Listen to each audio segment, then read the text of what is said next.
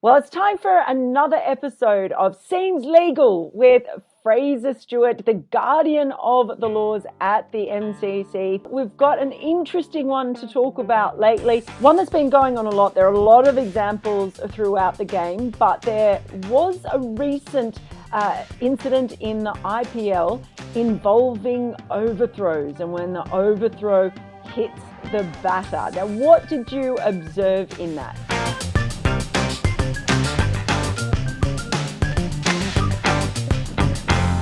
This was an incident that's not a grey area of the law, but one where perhaps convention or the spirit of cricket is perhaps more to the fore than the wording of the law itself, which is silent. And this is one where the fielder's thrown the ball, it's hit one of the batters, and then they've taken another run once the ball had deflected off. I think it was Rishabh Pant. So Pant was on strike and hit the ball out into the sort of the close infield. A throw came in from a fielder which struck Pant now at the bowler's end on the body, and Ashwin, who was now at the striker's end, turned and called him through for another run. And I don't know whether Ashwin had seen that the ball had struck Pant or not, but after the game, Ashwin sort of said that he would have taken the run anyway, and that's what caused the angst perhaps amongst the fielders, that they'd seen that the ball had clearly struck Pant, and they felt that under this sort of convention or the spirit of cricket, that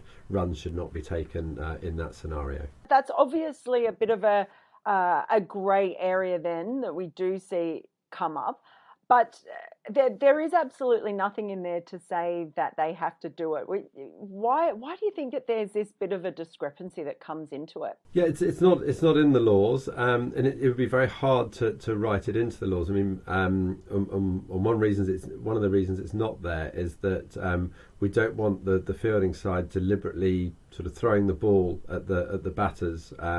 You can obviously make it very deliberate, but even sort of semi deliberate. Or if it hits him, and I know it's not going to count, and they can't take any more runs. So that's why it's not in the law that as soon as it touches a batter, that the ball is dead, and that no more runs can be taken. It's one of these areas of the game where it's up to the players. The game is there for the players, and convention over a number of years, and the spirit of cricket has suggested that generally people won't take the run if once it's struck one of the batters. But it's not down there in black and white in the laws of cricket, and so some people will say, well, if it's not in the laws, it's fair play, I can do it. Are you able to actually tell us what the law is? There's no actual law about an overthrow where it doesn't reach the boundary. It's just that the ball is in play and the batters are running. But yes, it's 19.8 that refers to the boundary part of it, and that's titled overthrow or willful act of fielder. And it states, if the boundary results from an overthrow or from the willful act of a fielder, the runs scored shall be any runs for penalties awarded to either side, the allowance for the boundary, and runs completed by the batters together with the run in progress if they had already crossed at the instant of the throw or act.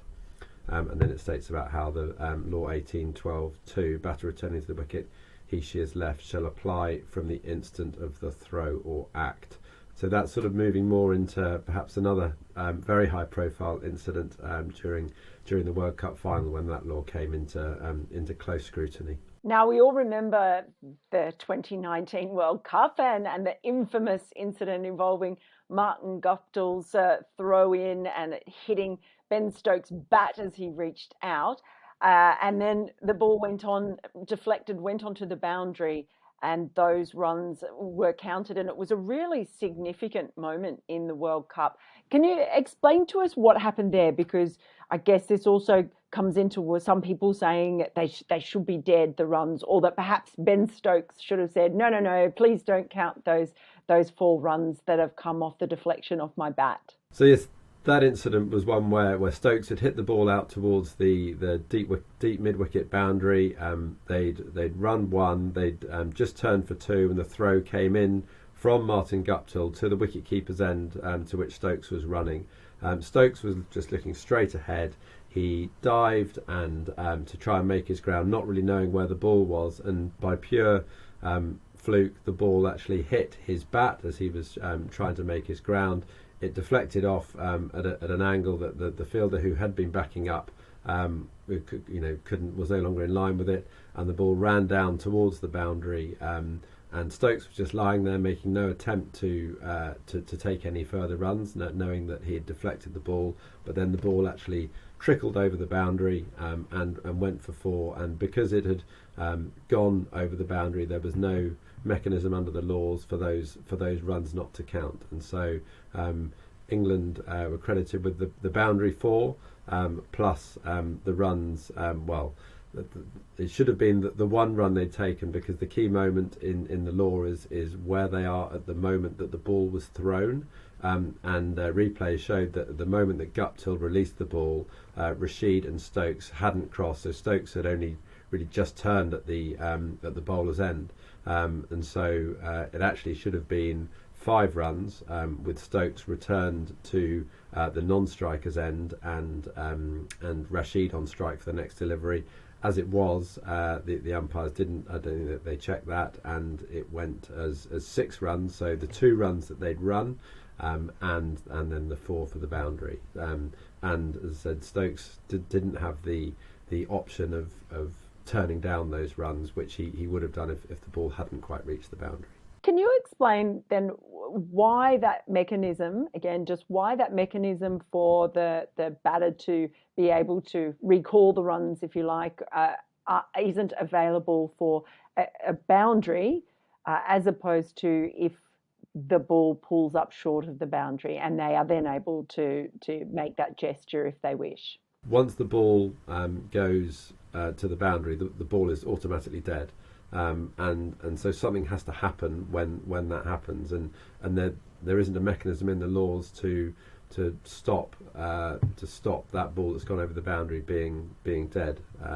So that's why the law is there. When obviously the ball just trickles out, towards the boundary but not over it, the ball is still live. The batting side can continue running should they so wish, but convention and spirit of cricket suggest that they don't tend to. I've heard some people say that they think that overthrows or deflections off the bat, that sort of thing, should not count towards the bowler's figures. How does the MCC view that? It's not something we've considered, and I think my initial answer would be that cricket's a team game, and a bowler will always be very reliant on his or her fielders for catches, for stopping the ball.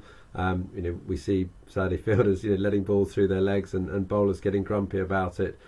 This is really an extension of that, and it's a team game. The runs all count for and against the team's total, rather than perhaps in individual stats. And yes, the bowler might get a bit cross with his or her fielders if this happens, but no, that's probably not something that we would look to do to change and bring into the law. Now, you can plead the fifth on this one. I will allow you to, but I can't help asking. You play a bit of cricket yourself.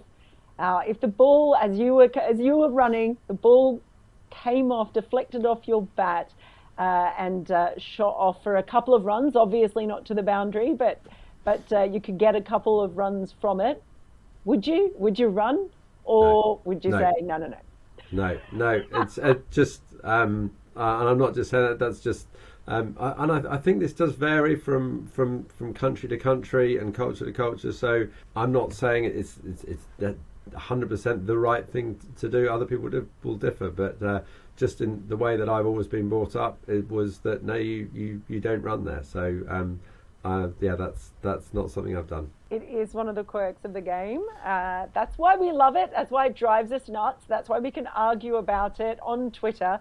So for all of you who are watching at home, let us know what you think about Law 19.8 as it refers to that incident in the World Cup, or even the more recent one that we saw that caused all sorts of controversy in the IPL. For anyone watching at home, if you've got something that you'd really like to know about, a law that you don't understand or that you think maybe the MCC should look at, you'd just like to contribute to the conversation, please do drop us a note in the comment section of the video, or send it to me on Twitter and use the hashtag #SeamsLegal so that I will definitely see it, and we'll get Fraser back on to explain some more as well. And you can also go to the MCC's website and check out the laws there. It's all online. They've got e-learning now. They've got all sorts of ways in loads of different languages. And like the video, share it amongst your friends if it's a